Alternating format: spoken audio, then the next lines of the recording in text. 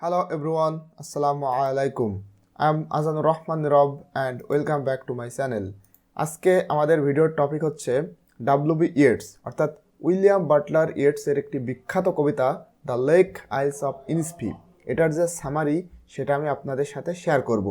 এবং এই কবি অর্থাৎ উইলিয়াম বাটলার ইয়েটস তিনি জন্মগ্রহণ করেন মেইনলি আয়ারল্যান্ডে এবং তার শিক্ষা জীবনটা কাটে লন্ডনে। এবং তিনি জন্মগ্রহণ করেন 1865 সালে এবং মারা যান 1939 সালে। এবং এই কবিতাতে দেখেন 3টা স্ট্যানজা রয়েছে এবং এই কবিতার যে মেইন থিম সেটা হচ্ছে স্কেপিজম, অর্থাৎ কবি এই দুনিয়ার সামগ্রিক ঝামেলা থেকে মুক্তি পাওয়ার জন্য তিনি একটা দ্বীপে যেতে চান এবং তিনি সেখানে শান্তি খুঁজে পেতে চান। এটা হচ্ছে এই কবিতার যে মেইন থিম। এখন আমি এই কবিতার যে সামারি সেটা আপনাদের সাথে শেয়ার করব। দ্য লেক আইলস of Innisfree is a poem written by W.B. Yeats about his longing for a peaceful life in the midst of nature.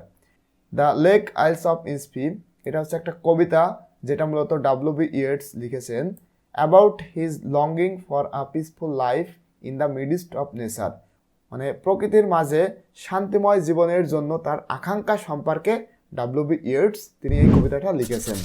The speaker express, এই যে এখানকার যে কবি দ্য স্পিকার এক্সপ্রেস মানে এখানকার যে স্পিকার বা কবি তিনি প্রকাশ করেছেন হিজ ডিজায়ার, তার ইচ্ছাটাকে তিনি প্রকাশ করেছেন to escape the noise and chaos of urban life.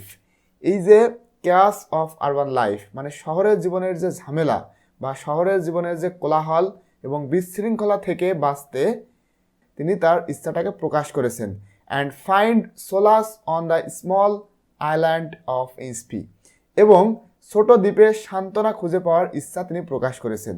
অর্থাৎ এখানকার যে স্পিকার বা কবি তিনি শহরের কোলাহল এবং বিশৃঙ্খলা থেকে বাঁচতে এবং ইনিসফ্রির যে ছোট দ্বীপ এই দ্বীপে সান্ত্বনা খুঁজে পাওয়ার ইচ্ছা তিনি এখানে প্রকাশ করেছেন।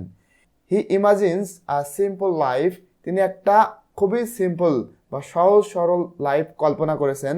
হার যেখানে he could build a small cabin, যেখানে তিনি একটা ছোট ঘর তৈরি করতে পারবেন and live off the land, এবং এই দ্বীপে বা সেখানে বাস করতে পারবেন এবং সেখানে কি থাকবে surrounded by the sounds of nature, এবং এখানকার চারিপাশটা মূলত প্রকৃতির শব্দে পরিপূর্ণ থাকবে। The poem is filled with vivid imagery of the natural world with references to bees, crickets and the sound of water lapping against the shore. The poem is filled, এবং এই কবিতাটা পরিপূর্ণ with vivid imagery of natural world, এবং এই কবিতাটি প্রাকৃতিক জগতের প্রাণবন্ত চিত্রাবলীতে পরিপূর্ণ, যেখানে মৌমাছি, এই যে বিজ, crickets and the sound of water lapping against the শোর, এবং এমন একটা জায়গা যেখানে মূলত বিজ মানে মৌমাছি, ক্রিকেটস মানে ঝেঁঝে পোকা এবং তীরের বিপরীতে জলের যে আওয়াজ সেই সব কিছুই মূলত এখানে থাকবে। অর্থাৎ এখানে শুধুমাত্র প্রাকৃতিক জিনিসই থাকবে। এই সব নিয়েই মূলত এই কবিতাটা পরিপূর্ণ।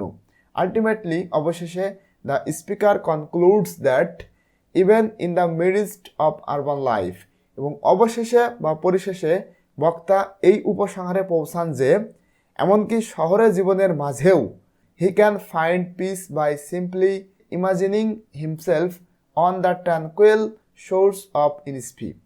অর্থাৎ পরিশেষে এখানকার যে বক্তা বা স্পিকার তিনি এই উপসংহারে পৌঁছান যে এমনকি শহরের জীবনের মাঝেও তিনি ইনিসফ্রির যে শান্ত তীরে নিজেকে কল্পনা করে শান্তি পেতে পারেন।